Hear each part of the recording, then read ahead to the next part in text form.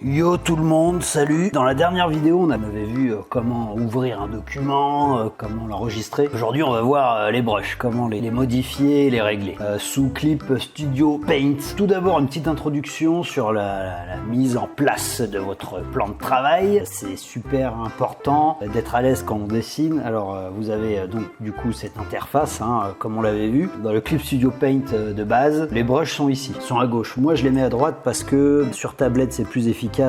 Vu que je suis droitier. Du coup, c'est très simple. Vous avez chaque panneau qui est démontable et applicable dans chaque coin. Vous les mettez où vous avez envie. Par exemple, moi, le tableau des matériaux, c'est pas un truc que j'utilise tout le temps, donc je le mets, voilà, je me le mets à gauche. Là, on a les brushes, donc tout ce qui est stylo, feutre, fleurs, qui veut du beau au cœur. On a les couleurs. Vous pouvez avoir, vous faire des palettes. Alors moi, par exemple, voilà, pour les racistes qui ont eu la peau noire, ils se disent ouais, n'est-ce pas, qu'est-ce que tu fais avec des peaux noires? Ben non, c'est ma palette de couleurs pour faire les peaux de personnes noires et les peaux de personnes blanches et les jaunes. Alors les jaunes, il n'y a pas. Voilà, j'en ferai une plus tard. Là, vous avez les Brighton. Alors ça, c'est des trucs que vous pouvez télécharger aussi, qui sont vachement efficaces. Les couleurs des comics américains, ça évite des fois de chercher dans sa roue. Elle est où ma roue? Elle est là. Alors moi, c'est un triangle. Vous pouvez choisir de mettre des roues, des triangles. On verra ça plus tard. Pour l'instant, c'est s'installer sur son logiciel, c'est important. Pour avoir une plus grande surface, pareil, vous pouvez enlever ce que vous n'utilisez pas systématiquement. Moi, ce que j'utilise, c'est ça. Alors après, pareil, vous pouvez le mettre là, vous pouvez le remettre là, vous pouvez le mettre ici, vous pouvez le mettre là, vous pouvez le remettre là. Vous le faites comme vous avez envie, comme vous aimez, bien sûr. Mettre là. Voilà, une fois que vous avez mis tout en place vos tableaux, vous ouvrez un nouveau fichier, comme on avait vu, et vous avez vos brushes. Moi, j'ai téléchargé pas mal de brushes sur Clip Studio A7, qui est ici. On verra ça aussi dans une autre vidéo. Et j'en ai fabriqué moi-même parce que vous pouvez les fabriquer vous-même sur Clip Studio Paint. Ça, c'est vachement intéressant. Ça vous permet de personnaliser des brushes comme vous aimez. Alors là, vous avez par exemple, on va prendre celui-là, donc le crayon. Choisissez votre crayon. Moi, je choisis le crayon et vous l'utilisez et vous aimez pas comment il est. Vous dites putain, c'est de la merde. Qu'est-ce que c'est que ce truc? C'est vraiment de la chiasse. Alors vous allez pouvoir le régler ici dans cette zone avec ce petit onglet propriété de je ne sais pas quoi. Pour un truc comme ça, vous avez quelques petits panneaux où vous allez pouvoir régler votre brush avec la dureté. Là, elle est au maximum, ça fait ça. Si on appuie fort, si je le mets à 0, voilà, vous voyez, il y a une nette différence. À vous de régler suivant ce que vous avez envie. La densité du pinceau, on va le mettre au plus bas, 19. Voilà, on est comme ça. Si on le met au maximum, on est hyper fort. La stabilisation, super important quand vous dessinez, va vous permettre de pas trop trembler lorsque vous faites un trait. Par exemple, voir si la stabilisation est à 0, vous voyez, ça tremble. Si je veux faire un trait, ça peut trembler si je fais pas des traits nets. Avec une stabilisation haute, ça tremble moins. En réalité, si vous pouviez voir mon stylet et ma main, je fais quand même des grands mouvements de tremblement et on le remarque moins sur le trait. Et si je le mets à 100%, alors là, je tremble beaucoup. Vous pourrez entendre au micro ce que je fais en tremblement et le trait qu'on a. Voilà, si vous avez entendu, j'ai fait... en réalité, ce que je faisais, c'était ça. Je faisais ça avec mon trait. Si je fais la même chose avec la stabilisation à 100%, voilà, ça fait ça. Ça, c'est hyper intéressant quand on fait des traits vraiment très précis et qu'on est plutôt lent sur le geste. Mais c'est pas tout. En réalité, vous pouvez carrément le modifier plus, comment dire, professionnellement. Je sais pas comment dire, je perds mes mots. Je suis tout chamboulé par cet outil extraordinaire. Alors, vous allez dans cette petite zone, la petite clé plate. C'est pas une clé à molette, donc c'est une clé plate. Alors, on pourra dire un tournevis ou une cuillère suivant le bled où on est. On clique dessus. Waouh! Mais qu'est-ce que c'est que tout ça? Je comprends rien. C'est du chinois ou quoi?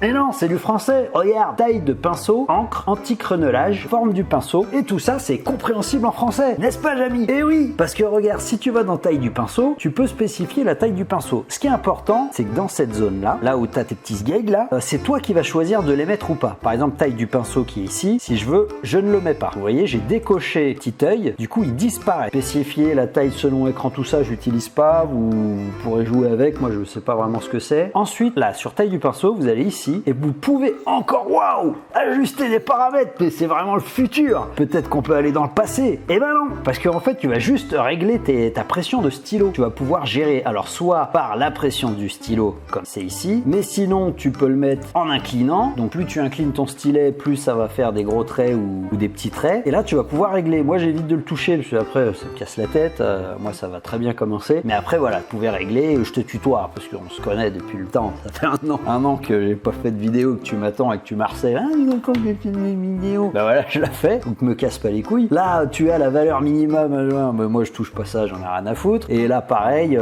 tu peux régler sur rapidité, aléatoire. Aléatoire, ça ira plus pour d'autres brushes, style des décors, des fleurs, des machins. Je vous montrerai tout. Je te montrerai, je t'ai promis de te tutoyer. Je te montrerai tout à l'heure. Là, on s'en branle.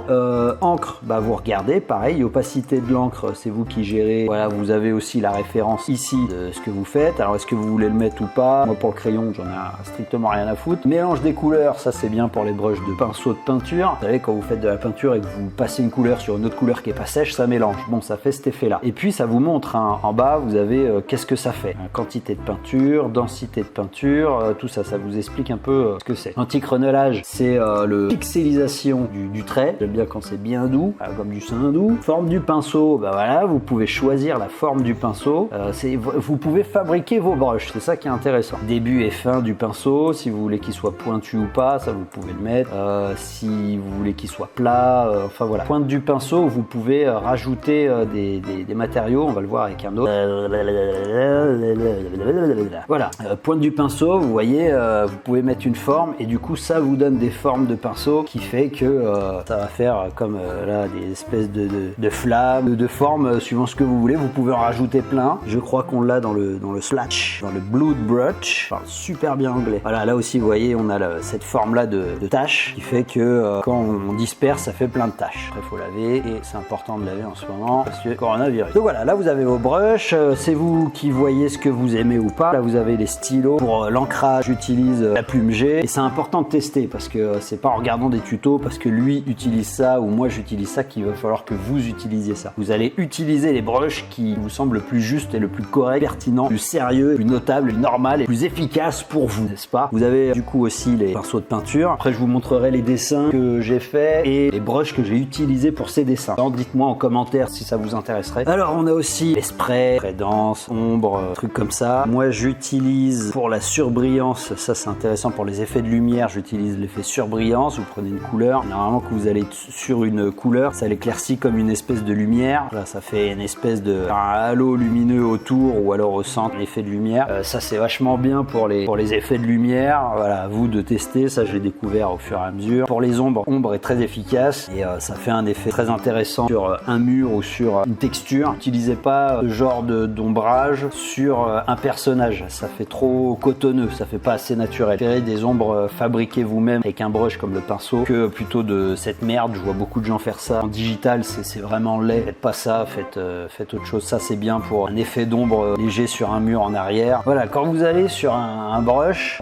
vous cliquez droit sur le brush, paramètres de l'outil et vous pouvez changer le nom. Ça c'est important parce que vous allez avoir des fois des noms en anglais, tout ça vous allez rien comprendre. Là, vous marquez bulle transparente, mettez un nom qui est assez intéressant pour vous aussi pour comprendre. Et icône de l'outil, vous avez plusieurs choix. Si ici il se trouve dans les décorations ou dans les effets, par exemple dans les effets, vous gardez dans l'effet. Après vous en avez plusieurs, à vous de voir lequel est plus intéressant pour vous. Par exemple voilà celui-là, décoration bulle, hop bim, ok. Couleur de fond de l'icône, vous pouvez choisir aussi la couleur de fond de l'icône. Si on met bleu, du bleu. D'accord. Ok, et du coup ici voilà, ça va changer, vous allez avoir la forme que vous avez choisie. Là ici on sait que c'est un crayon, là on sait ici que c'est un stylo plume, là c'est un pinceau plat et vous avez la couleur. Vous pouvez choisir des couleurs spécifiques pour vos brushes. Par exemple de dire les stylos ça va être en violet, les crayons ça va être en rouge. Donc pareil pour les gommes, pareil pour les effets de dégradé, les effets de flou, le pot de peinture qui est hyper important. Vous allez utiliser souvent si vous faites du remplissage. Les outils de dégradé.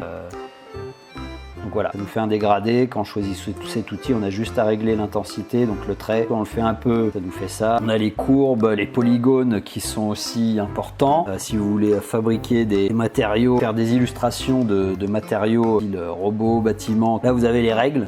Alors la symétrie par exemple, j'ai envie de dessiner un visage. Mais je suis pas très bon en symétrie. Ah, je fais ça, mauvais. Je fais une narine et une plus grosse que l'autre. Bon là je suis vraiment très mauvais. Ma bouche est énorme et là elle est toute petite. Et j'arrive pas à faire un visage correct et j'aimerais le faire correctement. Alors l'avantage, la règle de symétrie, vous allez choisir un endroit où vous allez mettre votre symétrie, on s'en fout que vous fassiez ça ou ça, c'est peu importe. Là on a notre règle. Et du coup quand on va dessiner, vous allez imaginer que la règle, le milieu c'est le milieu du visage, vous allez commencer à dessiner vos yeux. Et miracle, tout se répète de l'autre côté. Donc vous allez pouvoir faire un vrai travail de symétrie. Alors la symétrie c'est bien, mais il faut pas qu'elle soit trop non plus prononcée, sinon ça fait pas naturel. Une fois que vous avez fait votre symétrie de base, vous enlevez, vous allez ici, là, vous cliquez droit et vous effacez la règle. Du coup il n'y a plus de règle de symétrie. Là vous avez les textes, salut, pas la police que vous voulez, c'est pas la couleur. Donc du coup vous allez pareil dans réglage et là vous allez pouvoir tout régler. Alors si vous voulez changer la couleur, vous prenez votre texte, choisissez la couleur directement sur votre rond. Là ici vous choisissez la